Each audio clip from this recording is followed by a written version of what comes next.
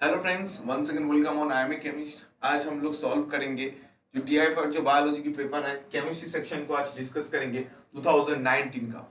2020 already upload हो चुका है, तो जो जिसने नहीं देखा वो जाओ प्लेलिस्ट में गिवन है उसको देख लो। 2019 की क्वेश्चन को एकदम स्टार्ट कर देते हैं, और जो अभी तक इस चैनल को सब्सक्राइब नहीं किया तो प्लीज सब्सक्राइब कर दो, ठीक है? तो बहुत ही मेहरबानी होगा मुझको। चलो क्वेश्चन में स्टार्ट करते हैं। जो फर्स्ट क्वेश्चन है, element Y has a nuclear number 19 and proton number 9. Which group is the periodic table does it belong to? तो एक एलिमेंट है जो बेसिकली Y है, वो बताया जा रहा है Y की जो न्यूक्लियर नंबर है वो 19 है और प्रोटॉन नंबर 9 है। तो which ग्रुप, तो कौन सा ग्रुप में होगा, ठीक है? यहाँ पे अगर देखा जाए जो न्यूक्लियर नंबर, ठीक है, यहाँ पे जो मेंशन किया गया nuclear number, nuclear number basically क्या है? बेसिकली मास नंबर को न्यूक्लियर नंबर बोला जाता है। क्या है? Mass number. मतलब इसका जो मास नंबर है A equal to newton plus proton, newton plus proton equal to क्या है? 19 है। और जिस इसका प्रोटॉन नंबर भी गिवन है। प्रोटॉन नंबर कितने हैं? प्रोटॉन नंबर तुम्हारा 9 है। प्रोटॉन नंबर तुम्हारा 9 है। अभी इस प्रोटॉन नंबर को ही हम लोग क्या बोलते हैं? एटॉमिक नंबर के नाम से जानते हैं प्रोटॉन नंबर को। इसका मतलब ये जो एलिमेंट है, ये वाई, जिसका एटॉमिक नंबर 9 है और जो इसका मास नंबर है 19 है। तो तुम्हारा जो एटॉमिक नंबर 9 वो होता है, हम लोग को पता है फ्लूरीन के लिए होता है। किसके लिए होता है? फ्लूरीन के लिए। अगर तुम फ्लूरीन के देखोगे, फ्लूरीन के क्या है जो एटॉमिक नंबर वो 9 होता है। इसका मतलब समझ आ रहा है जो एलिमेंट की बात यहाँ पे वाई कर रहा है, ये बेसिकली क्या है? तुम्हारा फ्लूरिनेटिव एटम है। तो फ्लूरीन कहाँ पे एग्जिस्ट करता है? फ्लूरीन बेसिकली क्या है? हैलाइड है, और हैलाइड फ्लूरीन एग्जिस्ट करता है ग्रुप 17 में। ग्रुप 17 में या 7 जिसको हम लोग बोलते हैं, किसमें? 7 में। तो बेसिकली आंसर तुम्हारा क्या बन जाएगा? आंसर बन जाएगा सी। ठीक है, सिंपल क्वेश्चन था, डायरेक्ट बेस्ड क्वेश्चन था, ठीक है? तो सबको ही समझ आ गया। नेक्स्ट क्वेश्चन में जाते हैं। Which statement is true for the following chemical reaction? एक केमिकल रिएक्शन गिवन है, ठीक है?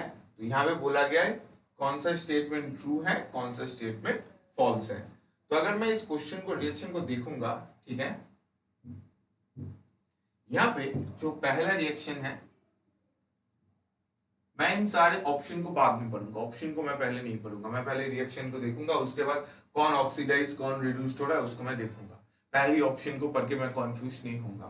तो पहले जो CuCO3 है, CuCO3 मतलब कॉपर क्या है यहाँ पे? +2। थोड़ा छोटा कर लेता हूँ। कॉपर यहाँ पे क्या है? +2 है, और जो CO3 क्या होता है? 2-। मतलब कॉपर की ऑक्सीडेशन क्या है यहाँ पे? +2 है, ठीक है? और बहुत ही गंदा हैंडराइटिंग है मेरा। कॉपर +2 और यहाँ पे जब ये रिएक्शन करके आ रहा है तो यहाँ पे क्या आ रहा है? कॉपर +2 में आ रहा है और ऑक्सीजन -2। मतलब इस रिएक्शन में अगर देखा जाए तो कॉपर जो है ना, कॉपर क्या होगा? जो CuCO3 तो CO, यहाँ पे कॉपर का कुछ चेंजेस नहीं हो रहा है। पहले भी कॉपर +2 था, और जब प्रोडक्ट हो रहा है कॉपर ऑक्साइड और CO2 दोनों में ही क्या हो रहा है? कॉपर +2 से +2 ही जा रहा है। मतलब कॉपर ना तो ऑक्सीडाइज ना तो रिड्यूस, कुछ नहीं हो रहा है। सेकेंड रिएक्शन को अगर मैं देखूंगा, सेकेंड रिएक्शन को मैं थोड़ा साइड में लिखता हूं, ठीक है?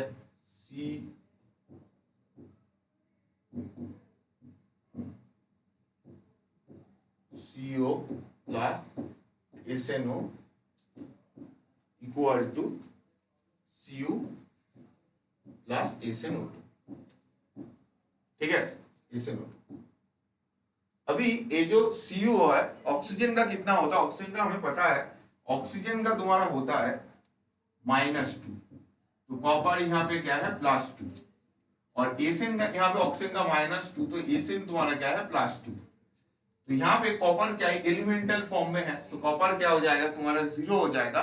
और यहाँ से ऑक्सीजन 2 है, तो ऑक्सीजन का -4 और एसिन का +4। इसका मतलब जो कॉपर +2 में था वो क्या हो रहा है? कॉपर 0 में जा रहा है।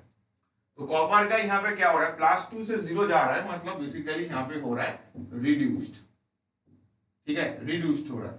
और उसके बाद अगर एसएन के बाद देखा जाए, एसएन क्या हो रहा है, +2 से +4 जा रहा है, तो ये क्या हो रहा है, ऑक्सीडाइज्ड।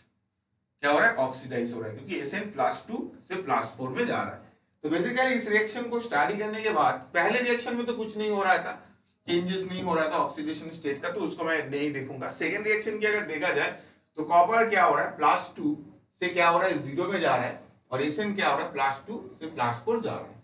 मतलब कॉपर का हो रहा है रिड्यूस, और एसएन हो रहा है ऑक्सीडाइज। तो बेसिकली जो तुम्हारा ऑप्शन देखो डी को सेटिस्फाई कर रहा है, SnO इज ऑक्सीडाइज और CO is reduced.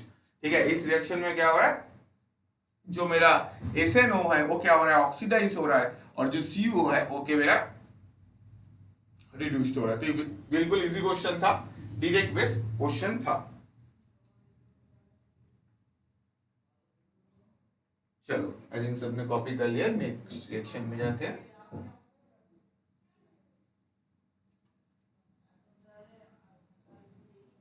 Dinitrogen tetroxide N2O4 is breaks down into nitrogen dioxide NO2 if the reaction is reversible and endothermic, which condition will give the largest yield to NO2। तो यहाँ पे जो बात था, देखो अगर कोई भी रिएक्शन एंडोथर्मिक होगा, ठीक है, याद रखना, कोई भी रिएक्शन अगर एंडोथर्मिक होगा तब क्या होगा, टेम्परेचर अगर हाई होगा, ठीक है, और प्रेशर अगर लो होगा, ठीक है, अगर टेम्परेचर हाई और प्रेशर लो होगा, देन क्या होगा, रिएक्शन फॉरवर्ड डायरेक्शन में प्रोसीड करता है। क्या होता है, फॉरवर्ड डायरेक्शन में प्रोसीड करता है। जैसे अगर यहाँ पे एक्सोथर्मिक बोला जाएगा तब मेरा टेम्परेचर क्या हो जाएगा, डिक्रीज हो जाएगा, बट यहाँ पे टेम्परेचर क्या होगा, इंक्रीज होगा। तो यहाँ पे याद रखना, अगर एक एंडोथर्मिक प्रोसेस है तो टेम्परेचर हाई होगा और प्रेशर लो होगा, देन मेरा क्या होगा, reaction according to Le Chatelier's principle, reaction forward direction में प्रोसीड करेगा। कि कौन सा प्रिंसिपल है, लास-एटलियस प्रिंसिपल। लास-एटलियस प्रिंसिपल क्या है, लास-एटलियस प्रिंसिपल यही बता रहा है, अगर कोई सिस्टम इक्विलिब्रियम में है और अगर तुम सिस्टम को external factor like temperature, pressure, इन सब को चेंजेस करोगे तो रिएक्शन क्या करेगा, या तो फॉरवर्ड या तो बैकवर्ड डायरेक्शन में मूव करेगा। और अगर रिएक्शन एंडोथर्मिक है, उस टाइम तुम अगर टेम्परेचर बढ़ा दोगे, मतलब इंक्रीज कर दोगे, और प्रेशर को डिक्रीज कर दोगे, तो रिएक्शन क्या होता है, फॉरवर्ड डायरेक्शन में मूव करेगा। और अगर फॉरवर्ड डायरेक्शन में मूव करेगा तो यहाँ पे क्या बोला, which will give the largest yield of NO2। NO2 मतलब देखो लार्जेस्ट प्रोडक्ट कब देगा, अगर रिएक्शन बेसिकली तुम्हारा ज्यादा अमाउंट ऑफ होगा, ज्यादा रिएक्शन होगा तो क्या होगा, ज्यादा परसेंटेज ऑफ प्रोडक्ट देगा, और ज्यादा परसेंटेज ऑफ प्रोडक्ट को यहाँ पे ज्यादा यील्ड बताया जा रहा है। बेसिकली क्या है, तुम्हारा N2O4 जो है ना, ये जो N2O4 है, रिएक्शन क्या होगा, ये जो N2O4 क्या है, तुम्हारा डाइमर फॉर्म में है, और N2O4 क्या होगा, तुम्हारा ब्रेक करेगा, ब्रेक करके 2NO2 प्रोडक्ट दे देगा। जो N2O4 है ये ब्रेक करके 2NO2 दे देगा। तो ये बेसिकली रिएक्शन है, ठीक है, एक्सोथर्मिक एंडोथर्मिक रिएक्शन है। अच्छा, और एक बात एक्सोथर्मिक एंडोथर्मिक के बारे में बता दूं, अगर कोई भी रिएक्शन एंडोथर्मिक है तो डेल एच क्या होता है, पॉजिटिव। क्या होगा, डेल एच होगा पॉजिटिव फॉर एंडो। और अगर कोई भी रिएक्शन तुम देख रहे हो एक्सोथर्मिक है, then del H equal to negative अगर होगा देन एक्स। तो क्या है, अगर एंथैल्पी तुम्हारा पॉजिटिव होगा देन वो एंडोथर्मिक रिएक्शन, और अगर एंथैल्पी नेगेटिव होगा तो एक्सोथर्मिक रिएक्शन। तो यहाँ पे एंडोथर्मिक था तो high temperature and low pressure, तुम्हारा आंसर बन जाएगा बी।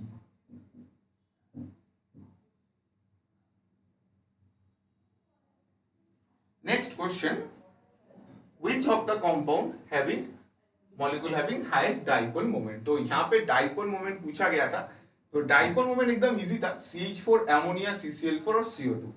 ठीक है, तो अगर तुम CO2 की स्ट्रक्चर को देखोगे, ऑक्सीजन इधर खींच रहा है और ये वाला ऑक्सीजन इधर खींच रहा है, तो दोनों क्या होगा, कैंसिल होकर डाइपोल मोमेंट 0 हो जाएगा CO2 के केस में। CCl4 के केस में देखा जाए,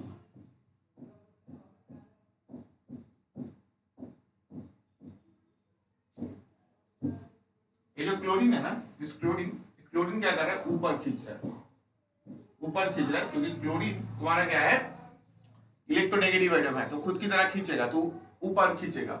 और जो तीनों क्लोरीन है ये क्या करेगा, नीचे की तरह खींचता है। तो क्या होता है, देखा जाता है इसका जो रिजल्टिंग वेक्टर है अपवर्ड और डाउनवर्ड दोनों कैंसिल हो जाता है, और जो तुम्हारा डाइपोल मोमेंट है, डाइपोल मोमेंट तुम्हारा 0 हो जाता है, क्योंकि अपवर्ड और डाउनवर्ड क्या हो जाता है, दोनों ही तुम्हारा कैंसिल हो जाता है। ठीक है, और CH4 का भी सेम बात है, CH4 का भी एक नॉन पोलर होता है। यहाँ पे भी तुम्हारा क्या लिखा जाता है, हाइड्रोजन इधर पुश करता है इधर, और ये भी तुम्हारा ऐसे पुश करता है। तो यहाँ पे देखा जाता है जो CH4, CCl4 और CO2 ये तीनों ही क्या हो जाता है, तुम्हारा नॉन पोलर इन नेचर होता है, मतलब कोई भी डाइपोल मोमेंट नहीं है, कोई भी पोल नहीं है। बट एमोनिया के केस में क्या होता है, एमोनिया के केस में अगर एमोनिया को देखा जाए, नाइट्रोजन की लोन पेयर ऊपर होता है,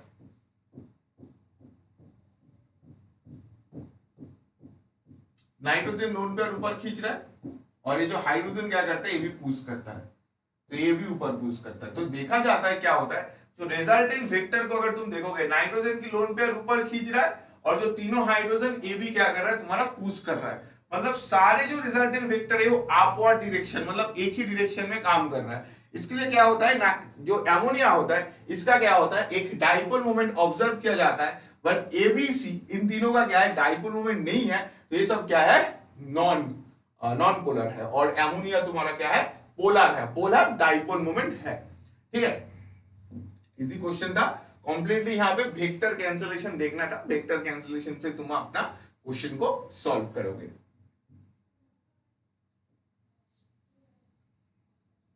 When a non-volatile solute is dissolved in a pure solvent, the difference between the freezing point of the solvent alone and the solution is positive, negative, 0 or none of the above.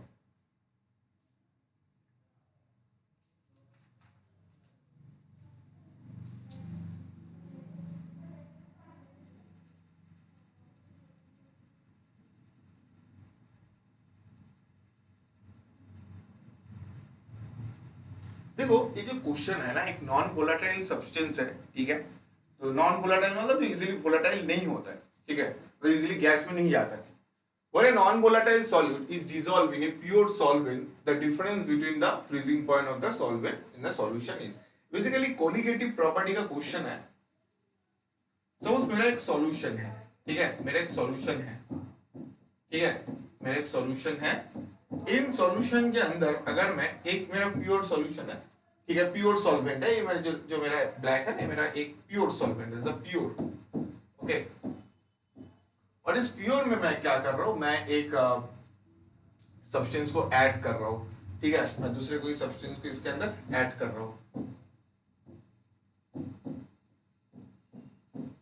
ठीक है, एक और एक substance है।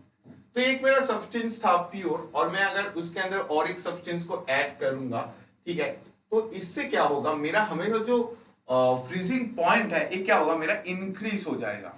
क्या हो जाएगा, मेरा जो फ्रीजिंग पॉइंट है, क्योंकि देखो फ्रीजिंग पॉइंट तो मेरा एक वैल्यू तो था ही, ठीक है, प्योर कंपाउंड का, बट उसके ऊपर जब मैं और एक सब्सटेंस का डाल रहा हूं ना, तो इससे क्या होगा, मेरा जो फ्रीजिंग पॉइंट है वो मेरा क्या हो जाएगा, इंक्रीज हो जाएगा।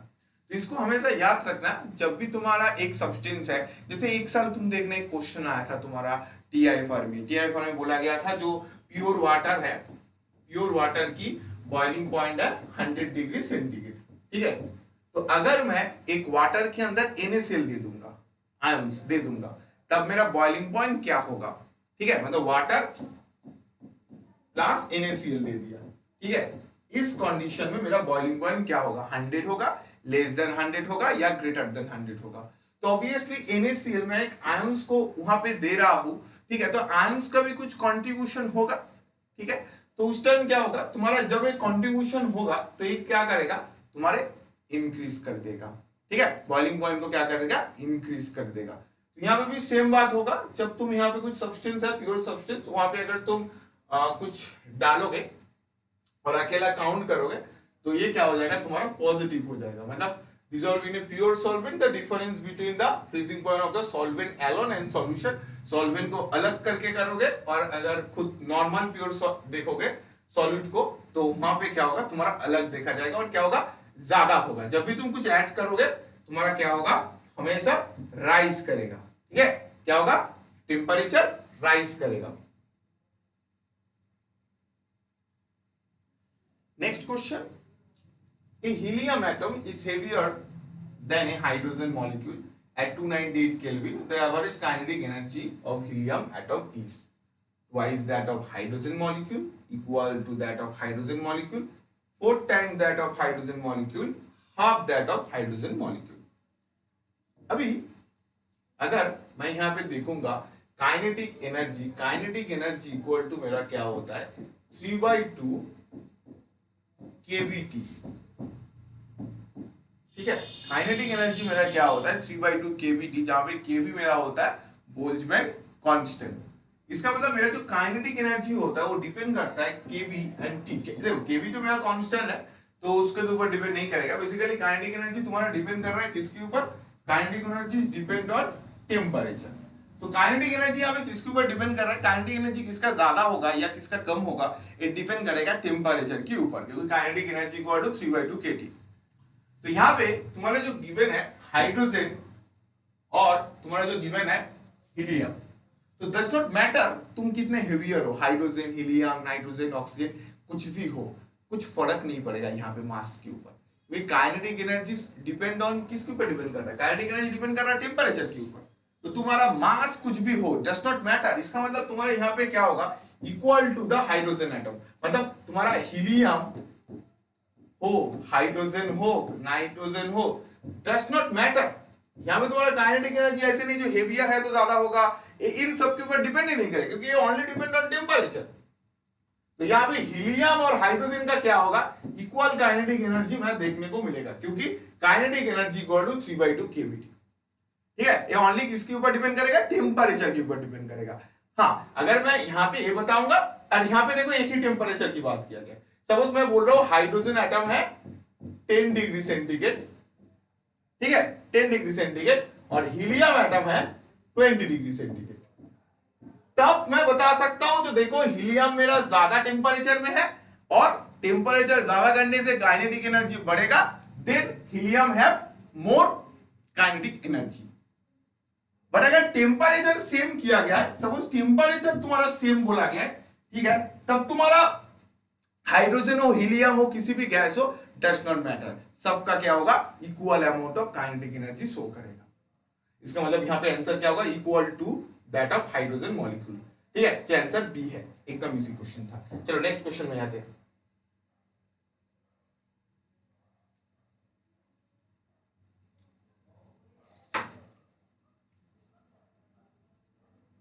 Which of the among the following that one that gives positive iodoform test upon reaction with I2 and NOH? ये IIT JEE में भी बहुत ज्यादा देता है, TIFR की क्वेश्चन बहुत ज्यादा आता है आयोडोफॉर्म टेस्ट।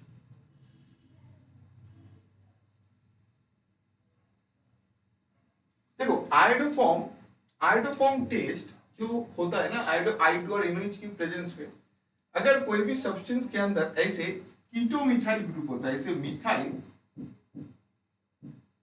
और ऐसे कीटो ग्रुप होता है, अगर कोई भी सब्सटेंस के अंदर ऐसे कीटो मिथाइल ग्रुप है, कीटो और इसका मिथाइल,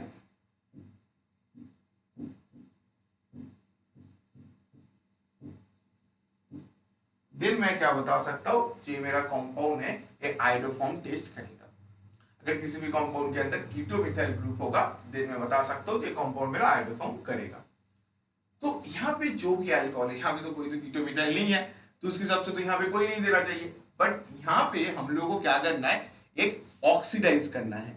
मतलब ये जो अल्कोहल है ना, इसे, इन सारे अल्कोहल को मुझे ऑक्सीडाइज करके देखना है। अब तुम बोलोगे मुझे तो ऑक्सीडाइज करने के नहीं बोला है, बट ये तुम्हें खुद से करना पड़ेगा। ठीक है, यही है तुम्हारा इस क्वेश्चन का ट्रिक्स। अगर तुम्हें कोई भी अल्कोहल दिया जाएगा तो तुम्हें क्या करना है, उसकी ऑक्सीडाइज करके देखना है। ऑक्सीडाइज करके देखना है क्या तुम इस कीटो मिथाइल ग्रुप को तुम्हें मिल रहा है कि नहीं। अगर तुम्हें इस कीटो मिथाइल ग्रुप मिल जाए देन आयोडोफॉर्म टेस्ट करेगा, और अगर नहीं मिल रहा है तो नहीं करेगा। तो चलो देखते हैं। पहले अगर मैं इस कंपाउंड को ऑक्सीडाइज करूंगा तो ये हाइड्रोजन वैनिश हो जाएगा, इस हाइड्रोजन माइनस होकर क्या होगा, ये वाला एक एल्डिहाइड बन जाएगा, ठीक है, ऐसे कंपाउंड बन जाएगा। तो देखो जो अल्कोहल था अभी जो एल्डिहाइड में बना, यहाँ पे कीटो कीटो ग्रुप तो है, कीटो ग्रुप तो है, ठीक है, ये तो कीटो ग्रुप तो मिल गया, बट तुम देखो मिथाइल नहीं है, मतलब मिथाइल है बट थोड़ा दूर में है, बट जो एकदम सीओ के साथ जो अटैचमेंट था मिथाइल का, ये वाला नहीं है, मतलब जो ऐसे CH3 कीटो के पास ही CH3 रहेगा, ऐसे नहीं है। तुम दूसरे पे देखो, दूसरे में जाते हैं, चलो देखते हैं दूसरे में। इस हाइड्रोजन को मैं गायब कर रहा हूं, ऑक्सीडाइज कर रहा हूं, तो इसको मैं डबल बॉन्ड लगा रहा हूं, ठीक है, ये क्या है तुम्हारा कार्बोनिल मिल गया, ठीक है। तो यहां पे भी कीटो मिथाइल नहीं है, क्योंकि यहां पे इथाइल ग्रुप आ चुका है, that's a ethyl group, that's not a methyl group, is the ethyl group.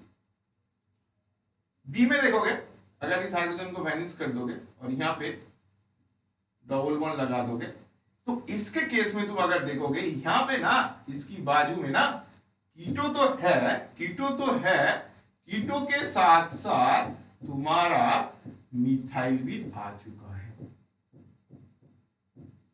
Methyl भी आ चुका है, मतलब that's will give iodoform test. ये तुम्हारा आयोडोफॉर्म देगा, बी देगा, बी देगा। ए को चेक कर लेता हूं, ए को चेक कर लेता हूं, एक ही अगर ये अगर ऑक्सीडाइज करेगा एल्डिहाइड, तो यहां पे भी तुम्हारा मिथाइल नहीं है, तो ओनली जो कीटो मिथाइल की क्राइटेरिया है, ये क्या करेगा, तुम्हारा ऑप्शन बी फॉलो कर रहा है, और कोई फॉलो नहीं कर रहा है, इसके मतलब आंसर बी होगा। ये मेरा एक देखना एनालिटिकल केमिस्ट्री का जो प्लेलिस्ट है ना, वहां पे आयोडोफॉर्म टेस्ट के बारे में मैंने डिटेल्स में डिस्कस किया, तो तुम लोग उसको भी जाकर एक बार देख लेना, ओके, प्लेलिस्ट में गिवन है। तो यहाँ पे क्या होगा, आंसर बी हो जाएगा। जैसे तुम्हारे इस क्वेश्चन को थोड़ा घुमा के भी पूछ सकता है, जैसे तुम्हारे सपोज तुम्हारे सामने ऐसे दो कंपाउंड दिया, एक दिया इथानॉल, एक दिया इथानॉल, ठीक है, और एक दिया मिथानॉल, बोला कौन आयोडोफॉर्म देगा। तो देखो इथानॉल को अगर तुम इथानॉल मिथानॉल, ठीक है, तो अगर इथानॉल को ऑक्सीडाइज करोगे तो यहां पे एक एल्डिहाइड मिलेगा CH3 CHO, और अगर मिथानॉल को ऑक्सीडाइज करोगे तो एक ही कार्बन है, तो ये क्या मिलेगा तुम्हें, फॉर्मल्डिहाइड। यहां पे क्या है, कीटो मिथाइल, तो कीटो मिथाइल है, तो ये क्या करेगा, आयोडोफॉर्म देगा इथानॉल, बट यहाँ पे कीटो तो है बट मिथाइल लैक है, इसलिए मिथानॉल नहीं देगा। मतलब जो कीटो एनॉल टॉटोमरिज्म है, ये कौन करेगा, ये तुम्हारा इथानॉल देगा और मिथानॉल नहीं देगा। तो मतलब अल्कोहल जब भी देगा उसको ऑक्सीडाइज करके चेक कर लेना होगा तुम्हारा, कौन आयोडोफॉर्म देगा या कौन आयोडोफॉर्म नहीं देगा। इजी क्वेश्चन था। नेक्स्ट क्वेश्चन में जाते हैं।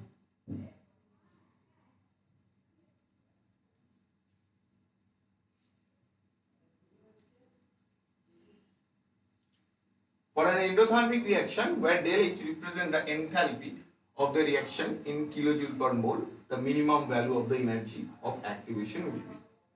तो अगर एक एंडोथर्मिक रिएक्शन को देखा जाए, ठीक है, तो उसकी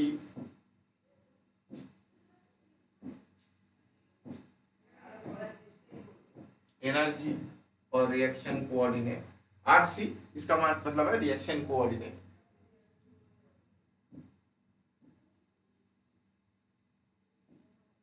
this is the reactant, this is the product,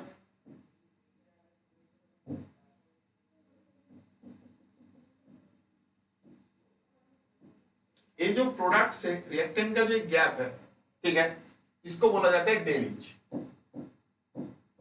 और जब तुम्हारा रिएक्शन एंडोथर्मिक होता है तो डेल एच होता है पॉजिटिव, ये हम लोग को पता है, ठीक है। और ये रिएक्शन कंटिन्यू करने के लिए ये जो गैप है ना, ये वाला यहां से जो एकदम हाई पीक तक, मतलब जिसको ट्रांजिशन स्टेट बोला जाता है, ये वाला जो पीक है जिसको बोला जाता है EA या एक्टिवेशन एनर्जी, एक्टिवेशन एनर्जी, ठीक है।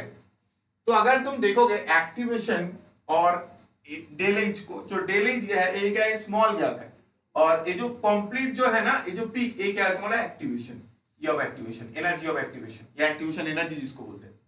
तो इसको मैं बता सकता हूं जो मेरा एक्टिवेशन एनर्जी है ये क्या है, is a greater than dailies. Activation energy क्या है मेरा, एंथैल्पी से ज्यादा है। क्या है, एक्टिवेशन एनर्जी मेरा एंथैल्पी से ज्यादा है। ठीक है, तो यहां पे क्या होगा, मोर देन डेलीज।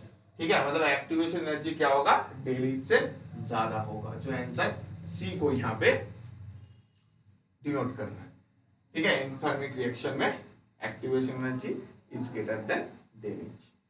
तो आई थिंक सबको समझ आ गया एकदम, इस प्लॉट को याद रखना।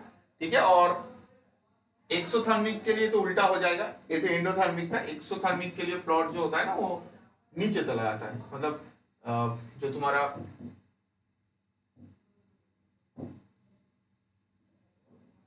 जो प्लॉट है ना, मतलब रिएक्टेंट और प्रोडक्ट, प्रोडक्ट क्या हो जाता है तब, थोड़ा नीचे चला जाता है, रिएक्टेंट की नीचे चला जाता है। चलो इसी क्वेश्चन था।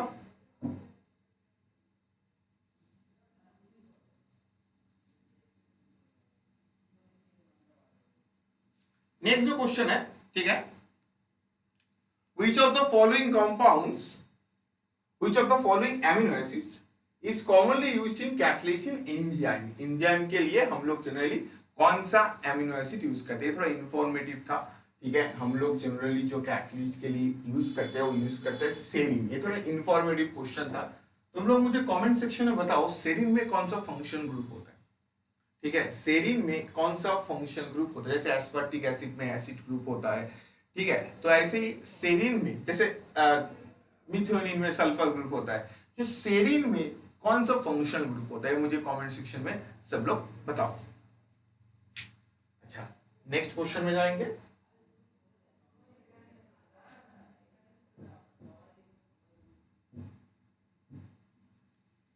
Which of the following compounds does not undergo ozonolysis reaction?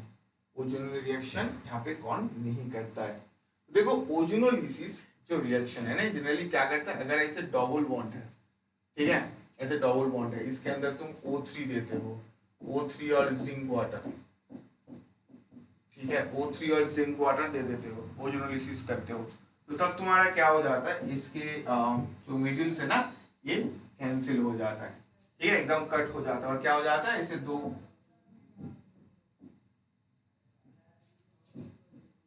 ऐसे मॉलिक्यूल बन जाता है, दो, सही ना, ऐसे बन जाता है। तो मतलब क्या हो जाता है भाई, दोनों ही क्या होता है, तुम्हारा कीटो कंपाउंड में कन्वर्ट हो जाता है, दोनों कीटो कंपाउंड। ठीक है, तो यहाँ पे बेसिकली तुम्हारा ओजोनोलिसिस होने के लिए बेसिकली क्या होगा, एक एल्कीन, एक एल्कीन क्लास ऑफ कंपाउंड होना चाहिए। अगर तुम्हारा कंपाउंड एक एल्कीन क्लास ऑफ कंपाउंड है, तभी तुम क्या कर सकते हो, एक ओजोनोलिसिस रिएक्शन कर सकता है। तो यहाँ पे अगर तुम सारे रिएक्शन को देखोगे, ओजोनोलिसिस करने के लिए तुम्हारा क्या होगा, एल्कीन होना चाहिए, मतलब इन, क्या है, इन वार होना चाहिए, इन। तो यहाँ पे तुम अगर देखो which of the compound does not undergo ozonolysis reaction, तो यहाँ पे देखो इन वार है, इसका मतलब क्या करेगा, ए तुम्हारा ओजोनोलिसिस करेगा। सी में देखो इन वार्ड है, ये भी तुम्हारा ओजोनोलिसिस करेगा। यहाँ पे भी इन है, ये भी ओजोनोलिसिस करेगा। बट जो ऑप्शन बी है ना, यहाँ पे एन वार्ड ऐड है। एन मतलब क्या, एल्केन, मतलब ओनली सिंगल बॉन्ड है, एल्केन है, एल्केन। बी में क्या, alkane is a single bond, और सिंगल बॉन्ड तुम्हारा ओजोनोलिसिस नहीं कर सकता है, क्योंकि ओजोनोलिसिस करने के लिए तुम्हारा डबल बॉन्ड या एल्कीन होना चाहिए। तो इसका मतलब तुम बिना स्ट्रक्चर ड्रॉ करके अपना जस्ट जो नेमिंग है, इस नेमिंग के ऊपर बेस करके तुम ही कमेंट कर सकते हो जो कौन ओजोनोलिसिस करेगा और कौन नहीं करेगा। अच्छा क्वेश्चन था।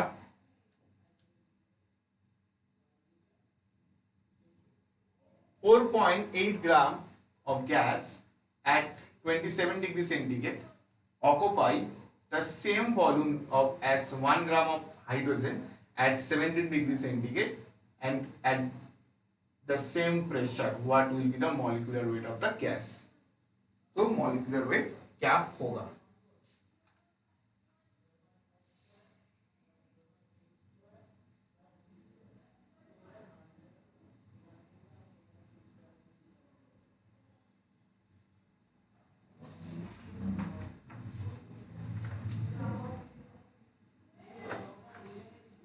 तो अगर इस रिएक्शन को हम लोग देखेंगे, देखो यहाँ पे गैस जो बोला गया है ना, गैस बेसिकली आइडियल गैस की बात है, जो पीवी इक्वल टू एनटी। हम लोग इस बात को जानते हैं, पीवी इक्वल टू एनटी, जहाँ पे एन तुम्हारा नंबर ऑफ मोल्स है और टी तुम्हारा टेम्परेचर है। ठीक है, तो यहाँ पे दोनों एक गैस की बात करें किया गया और एक हाइड्रोजन की बात किया गया। ठीक है, तो अगर इस n के साथ t का रिलेशन देखोगे तो दोस्तों n और t एक ही साइड में है, तो इसका रिलेशन क्या होगा, इनवर्स रिलेशन होगा।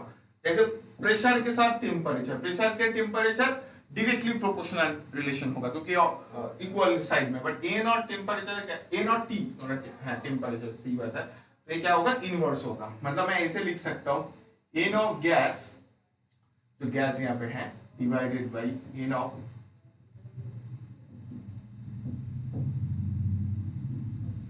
n of hydrogen equal to T of hydrogen divided by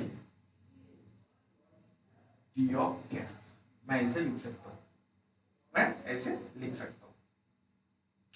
okay, इस n को मैं ऐसे भी लिख सकता हूं,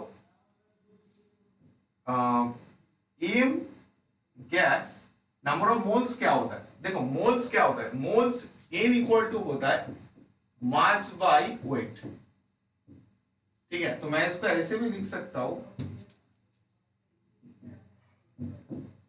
इसको मैं ऐसे लिख सकता हूं, जो m of gas divided by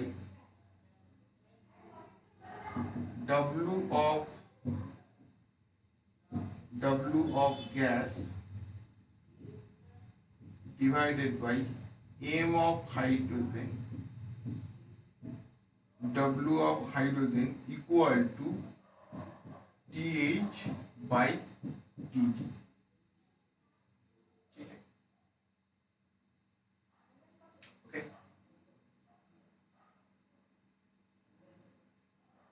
तो मैं इसको ऐसे लिख सकता हूं, mg by wg इंटू, ये जो ये उल्टा हो जाएगा, W of H divided by W of, sorry, m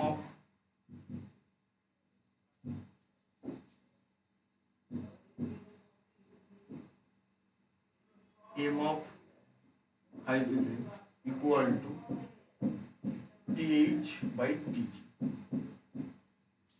अच्छा, अभी मैं इस रिएक्शन को अगर देखूंगा तो मुझे डेटा क्या क्या प्रोवाइड था, मुझे डेटा क्या क्या प्रोवाइड है। ठीक है,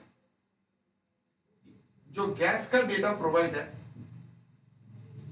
अगर मैं डेटा दिखाई दे रहा है, हाँ यहाँ पे लिख सकता हूँ, यहाँ पे दिखाई दे रहा है, हाँ दिखाई दे रहा है। अगर मैं यहाँ पे डेटा की बात करूं, mg जो गैस का डेटा था वो था 4.8। ठीक है, 4.8 ऑफ गैस। ठीक है, एट 27 डिग्री सेंटीग्रेड, मतलब T ऑफ गैस 27 डिग्री मतलब 300 केल्विन। ठीक है, 300 केल्विन। और जो T ऑफ हाइड्रोजन कितना है यहाँ पे, T ऑफ हाइड्रोजन गिवन है तुम्हारा 17 डिग्री सेंटीग्रेड, मतलब 273 प्लस 17, 273 प्लस 17 तुम्हारा कितना आ रहा है, 290 केल्विन। ये तुम्हारा 290 केल्विन आ रहा है TH। ओके, उसके बाद 1 ग्राम गिवन है, 1 ग्राम, जो 1 ग्राम तुम्हारा किसका बोले, मास ऑफ हाइड्रोजन, जो मास ऑफ हाइड्रोजन तुम्हारा कितना है, 1 है, और वेट ऑफ हाइड्रोजन कितना होता है वो तुम पता है, 2 होता है ना, क्योंकि H2 है, H2 तुम्हारा 2 हो जाएगा। तो अगर मैं इनकी सारे डेटा को पुट करूंगा, वेट ऑफ गैस को मुझे निकालना है, तो मैं अगर सारे डेटा को पुट करूंगा तो यहाँ पे मेरा mass of gas 4.8 divided by W of G into weight of hydrogen तुम्हारा 2, mass of hydrogen 1 divided by TH तुम्हारा है 290 डिवाइडेड बाय 300। यहां से तुम सॉल्व करोगे, जो तुम्हारा WG आएगा ना, WG का डेटा तुम्हारा इस 9.9 आएगा। ठीक है, इसको तुम सॉल्व करोगे, ठीक है, इसको तुम सॉल्व करोगे तो क्या आएगा तुम्हारा 9.9। तो बेसिकली क्या किया हम लोग, PV equal to NRT, A number of moles और टेम्परेचर का इनवर्स रिलेशन है। तो गैस और हाइड्रोजन को लिखा mg by NH equal to TH by TG, और एन क्या है, मास बाई वेट, तो mg by WG, mh by wh। तो इसको मैंने उल्टा करके लिखा mg बाई wg, ये उल्टा हो गया, wh ऊपर आ गया, mh नीचे आ गया। यहाँ पे जो पुट था वैल्यू, जैसे गैस की वॉल्यूम गिवन था 4.8 लिखा, टेम्परेचर गिवन था 27 डिग्री सेंटीग्रेड 300 केल्विन लिखा, टीएच गिवन था हाइड्रोजन का 17 डिग्री सेंटीग्रेड 298 केल्विन लिखा, मास ऑफ हाइड्रोजन गिवन है 1 ग्राम लिखा, और वेट ऑफ हाइड्रोजन 2 होता है क्योंकि H2 में एग्जिस्ट करता है ना, इसलिए यहाँ पे 2 लिखा। तो जस्ट यहाँ पे पुट किया, WG को कैलकुलेट किया और तुम्हारा आ गया 9.9।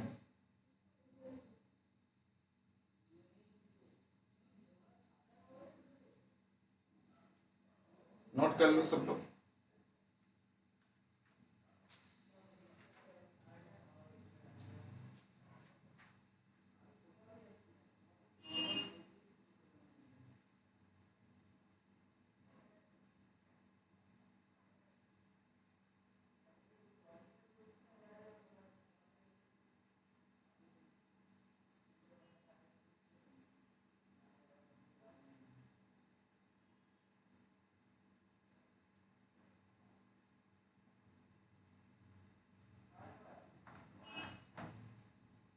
चलो आई थिंक सबको ही समझ आ गया। नेक्स्ट क्वेश्चन में जाते हैं।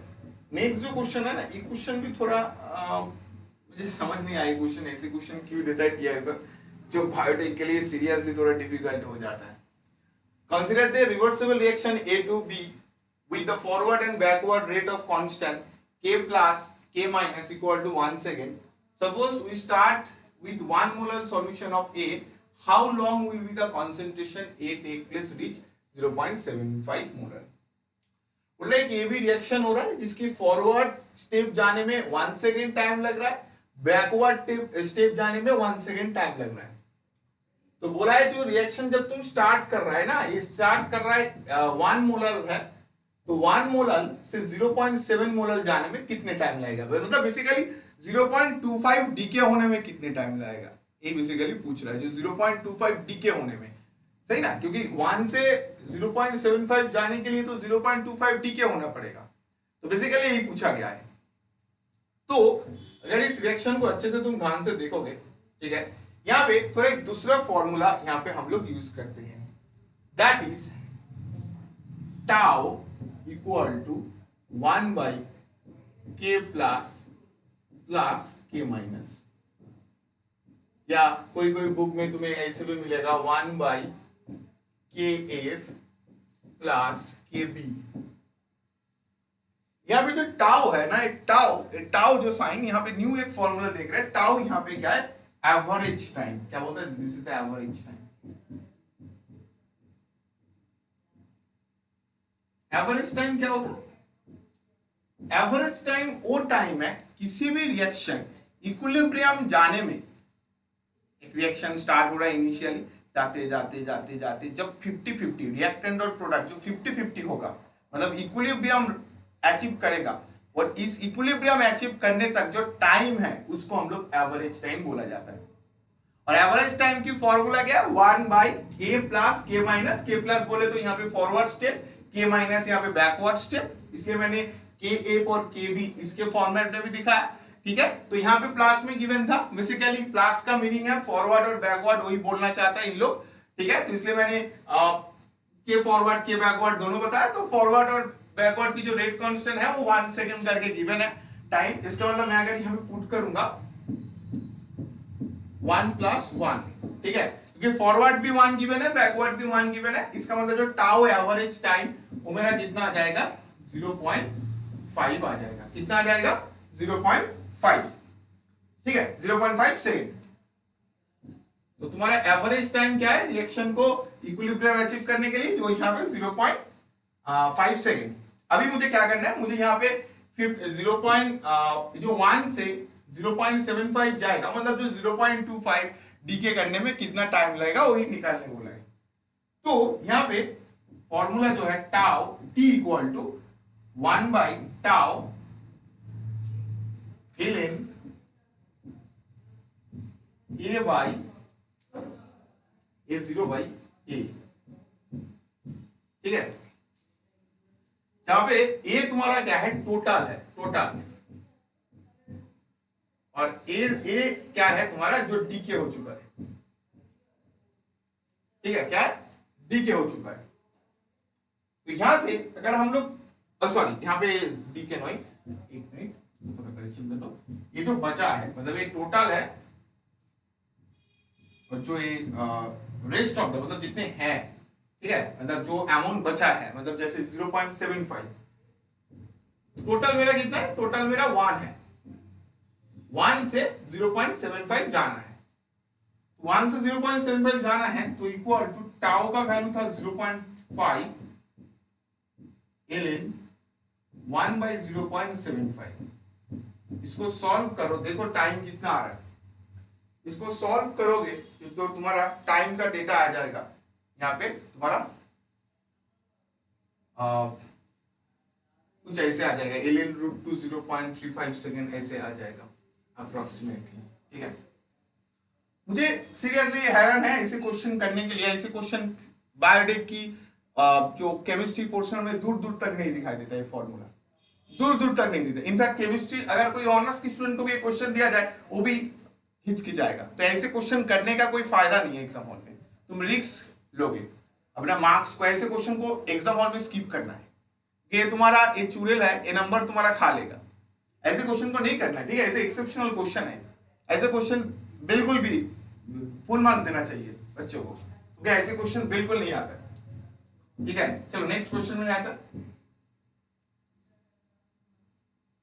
Which of the compound is most acidic, ठीक है। देखो एसिडिटी जो है ना, एसिडिटी किसके ऊपर डिपेंड करता है, एसिडिटी डिपेंड करता है तुम कितने अमाउंट ऑफ जो हाइड्रोजन रिलीज कर रहे हो, हाइड्रोजन रिलीज कर पाते हो, जो इतना अच्छे से हाइड्रोजन रिलीज करोगे अकॉर्डिंग टू आर्हेनियस कॉन्सेप्ट, उसका एसिडिटी उतना बढ़ जाएगा। तो यहाँ पे जो बात है, देखो जो एमोनिया है ना, एमोनिया की नाइट्रोजन की लोन पेयर है, तो वो तो बेस है, वो तो पता है। और ये जो ऑक्सीजन, सल्फर, सेलेनियम और टेलिनियम है ना, ठीक है, इससे टेलिनियम तो नहीं है, टेलिनियम नहीं लिख रहा हूं, ऑक्सीजन, सल्फर, सेलेनियम, तो इसका जो डाउन द ग्रुप क्या होता है, मेरा जो साइज है वो इंक्रीज होता है। और इसके साथ जो हाइड्रोजन है ना, hydrogen H2O, H2S, H2S, hydrogen बहुत ही छोटा होता है। यहाँ पे क्या होता है, जो H2 होता है, ऑक्सीजन और हाइड्रोजन, ये क्या होता है, स्टेबल होता है, ये जल्दी से नहीं टूटता है।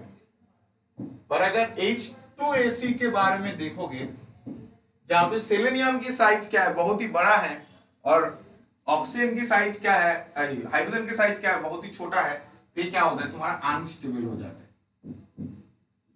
और अनस्टेबल होने के कारण से क्या होता है, जल्दी से ब्रेक करता है, और जल्दी से ब्रेक करेगा तो क्या करेगा, H+ रिलीज करेगा, और H+ रिलीज करेगा तो एसिडिटी भी क्या होगा रे भाई, एसिडिटी तुम्हारा इंक्रीज होगा।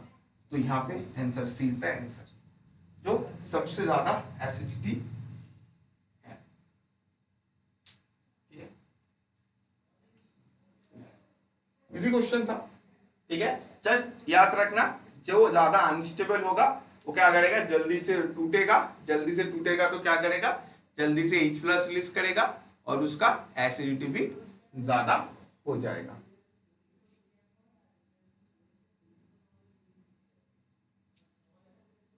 Next question, labelling of proteins with iodine is used for tracing which amino acid does iodine react to it.